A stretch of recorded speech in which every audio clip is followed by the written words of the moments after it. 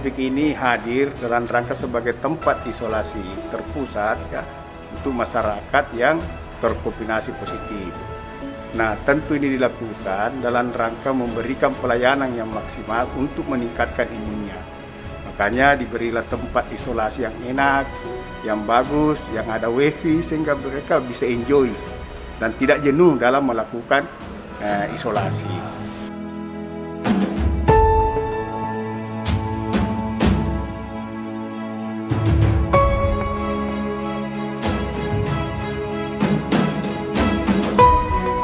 Di samping itu kita juga memberikan gizi, asupan gizi, makanan yang cukup. Makanya makanan di sini kita cateringkan. Catering ini didampingi oleh tenaga ahli gizi dari Dinas Kesehatan Provinsi.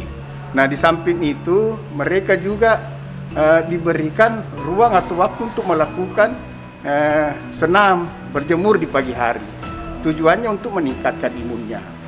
Dan mereka juga mengikuti kelas-kelas edukasi, diberi pemahaman tentang apa Kopik itu, bagaimana pencegahan penularan, dan bagaimana stigma itu. Sehingga mereka paham tentang Kopik ini. Sehingga ketika mereka keluar, sehingga mereka akan menjadi tenaga edukasi di lingkungan sekitarnya.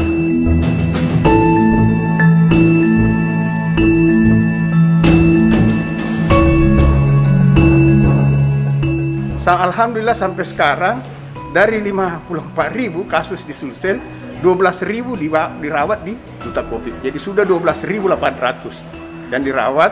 Alhamdulillah ya, 94% itu pulang dengan sehat. Pulang dengan sehat.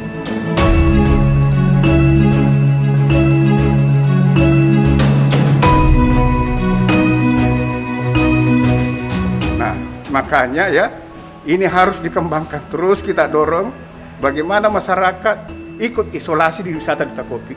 Tujuannya untuk memutus mata rantai penularan Kopik di masyarakat.